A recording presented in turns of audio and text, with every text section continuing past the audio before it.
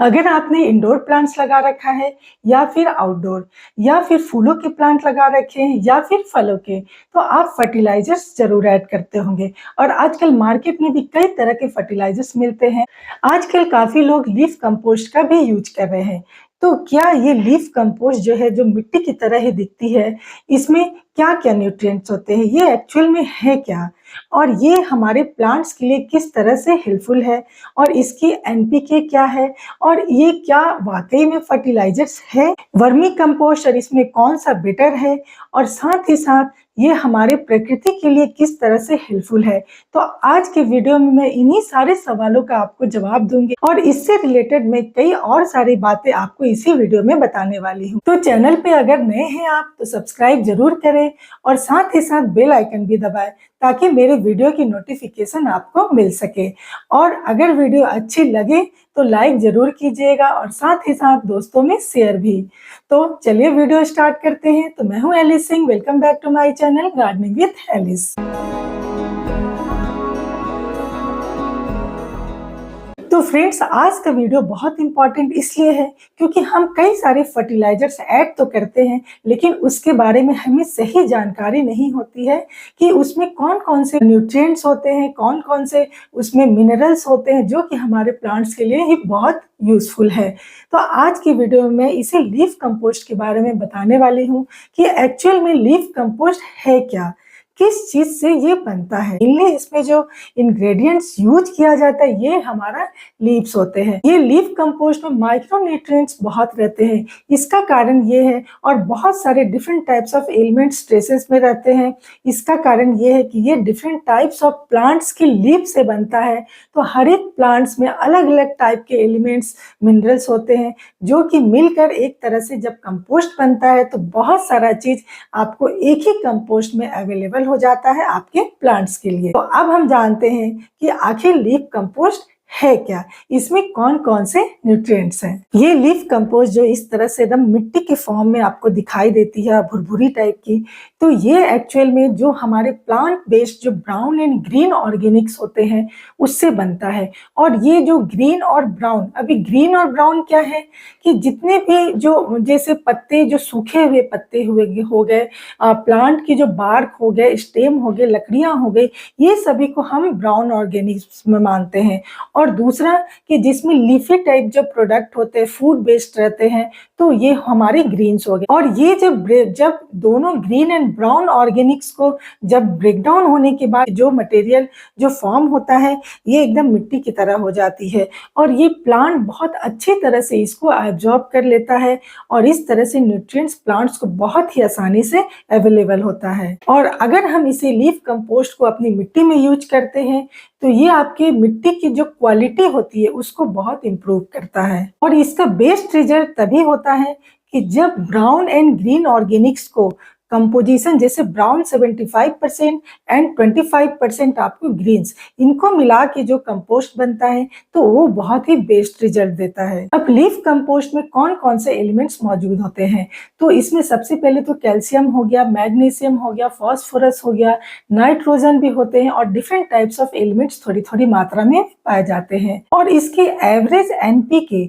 3, 1 and 2 में होते हैं। लीफ कंपोस्ट जब बनता है, तो ये थोड़ा सा स्लो प्रोसेस में रहता है, लेकिन ये बहुत ही इजीली एंड स्लोली प्लांट को जब भी रिक्वायरमेंट्स होता है, तो प्लांट्स इसे यूज कर सकता है। अब जान लेते हैं कि क्या ये कंप्लीट फर्टिलाइजर्स है।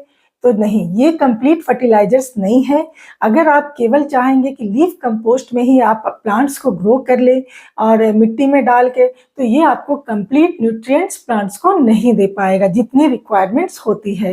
ये एक्चुअल में सॉइल कंडीशनर के रूप में काम करता है। जैसे अपने बालों को हम शैम्पू करने के बाद उसे अच्छे से चमक लाने के लिए हम कंडीशनर यूज करते हैं, उसी तरह ये सॉइल में अगर हम फर्टिलाइजर्स ऐड किया, बहुत सारे और भी चीज हम ऐड करते हैं अच्छी मिट्टी बनाने के लिए, तो उसमें अगर हम लीफ कंपोस्ट का भी यूज करें, तो ये काफी बेनिफिशियल आपके प्लांट्स के लिए होगा। अब क्वेश्चन ये आता है कि क्या लीफ कंपोस्ट और वर्मी कंपोस्ट में कौन सा बेटर है। तो देखिए, लीफ कंपोस्ट और वर्मी कंपोस्ट दोनों ही एक तरह से देखिए कि सॉइल कंडीशनर का ही काम करता है और दोनों ही रिच ऑफ न्यूट्रिएंट्स होता है। लेकिन अगर हम कंपेयर करें तो जो वर्मी कंपोस्ट होते हैं उसमें न्यूट्रिएंट्स में जैसे नाइट्रोजन, फास्फोरस एंड पोटेशियम की जो मात्रा होती है वो लीफ कंपोस्ट से अधिक होती है। तो ये थोड़ा-सा अधिक बेनिफिशियल प्लांट्स के लिए रहता है।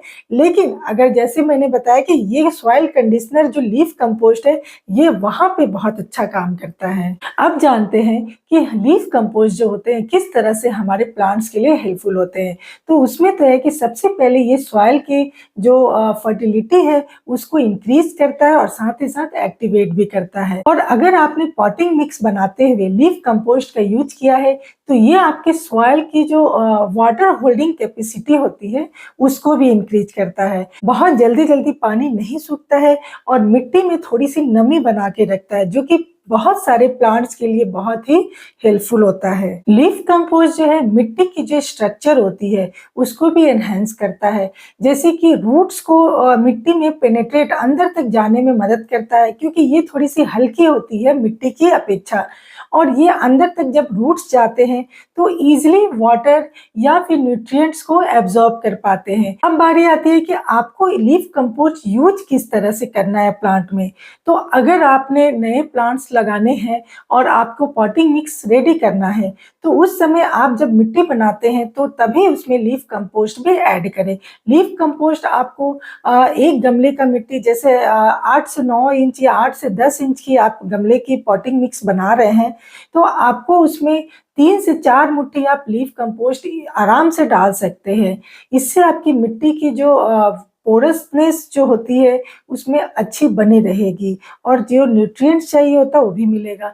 अगर आपने मिट्टी बना रखी है या आपके पहले से प्लांट लगे हुए हैं गमले में, तो उसमें आपको गमले में अगर आप पॉसिबल है तो उसमें ऊपर से 3 से 4 इंच की भी मिट्टी को आप निकाल लें ऊपर से, उसके रूट बॉल को डिस्टर्ब नहीं करें। और जब ये काम करना होता है तो आप सीज़न का भी ज़रूर ध्यान रखें कि जब आप उस तरह से प्लांट को डिस्टर्ब कर रहे हैं, उसकी मिट्टी निकाल रहे हैं तो सीज़न फ़ेवरेबल हो उस प्लांट्स के लिए। तो 3 से 4 इंच आप मिट्टी उधर से निकाल लें और फिर मिट्टी जो निकाला है, उसी में आप लीफ कंपोस्ट मिलाकर वापस से उसको गमले में भर दें। या आप उतनी सारी मिट्टी नहीं निकाल सकते हैं तो आप 1 से 1.5 इंच की मिट्टी तो ईज़िली कोई भी सीज़न में आप निकाल सकते हैं, उसके लिए कोई सीज़न आपको देखने की ज़रूरत नहीं है। आप किसी भी सीज़न में आप ऊपर से 1 डेढ़ इंच की मिट्टी को निकाल लें और उसमें लीफ कंपोस्ट मिलाकर वापस से भर दें। तो इस तरीके से आपके प्लांट्स को सारे न्यूट्रिएंट्स आपने फर्टिलाइज़र्स दिया है, काफ़ी सारी चीज़ नीम खली मिलाते हैं हम, फंगिसाइड मिलाते हैं, सैंड मिलाते हैं गार्डन सॉइल के साथ-साथ। तो उस समय अगर आप लीफ कंपोस्ट का भी यूज़ करते हैं तो आपकी मिट्टी और भी रिच होगी और प्लांट्स और भी अच्छे से ग्रो करेगा और साथ ही साथ आपके फलों के पेड़, फूलों के पेड़ और जितने भी इंडोर प्लांट्स हैं, आउटडोर प्लांट्स हैं, सारे एकदम अच्छे रहेंगे। पत्तों में चमक रहेगी, आपके एकदम फ्रेश लगेगी जो प्लांट्स, फूलों की बढ़ोतरी होगी। अगर फलों के पेड़ हैं तो फलों में की मात्रा में भी बढ़ोतरी होगी। तो इस तरह से एक बैलेंस मिट्टी बनाने के लिए आजकल लीफ कंपोस्ट जो होते हैं ये बहुत ही बेनिफिशियल हो गया है प्लांट्स के लिए। तो आप अपने हैबिट में अगर गार्डनिंग करते हैं तो इसको डाल ही लीजिए। 3-4 महीने में आप थोड़ी-थोड़ी लीफ कंपोस्ट ऊपर की मिट्टी में भी मिलाकर थोड़ी-सी गुड़ाई कर ले। तो इस तरह से देखिए कि लीफ कंपोस्ट जो है आपके पौधे के मिट्टी के स्ट्रक्चर को एनहांस करता है, उसकी क्वालिटी को बढ़ाता है, मिट्टी को फर्टाइल बनाता है और बहुत सारे न्यूट्रिएंट्स को ऐड करता है आपकी पॉटिंग मिक्स में। तो आप अगर इस लीफ कंपोस्ट को यूज करते हैं तो आपके गार्डन में काफ़ी अच्छी हरियाली बनी रहेगी और साथ ही साथ फलों एंड फूलों की बहार रहेगी। और पत्तियाँ तो सूखी पत्तियाँ आपको कहीं भी मिल जाती है। अगर आपके पास गार्डन है तो अपने गार्डन में से ही कलेक्ट कर सकते हैं या फिर आपके आस-पास कोई गार्डन है तो वहाँ भी काफ़ी काफ़ी सारी, जब पतझड़ का मौसम होता है तो बहुत सारी पत्तियाँ अपने आप ही झड़ती है, उस समय भी आप कलेक्ट करके करवा के रख सकते हैं और आप खुद ही आप लीफ कंपोस्ट को प्रिपेयर कर सकते हैं और अपने प्लांट्स में यूज कर सकते हैं। तो इस तरह से देखा हमने कि लीफ कंपोस्ट जो है ये काफ़ी अच्छा इंग्रेडिएंट्स है, सप्लीमेंट्स है, कंडीशनर है जो कि आप अपने प्लांट्स के लिए यूज कर सकते हैं। और अब जब इसकी जो जानकारी आपको मिल गई इतनी सारी, तो आप जब यूज करेंगे तो इस बात को ज़रूर ध्यान रखेंगे कि किस तरीके से आपके प्लांट्स के लिए इतना हेल्पफुल है। और अब जानते हैं कि ये पत्तियां कैसे हमारे प्रकृति को भी सेव करता है।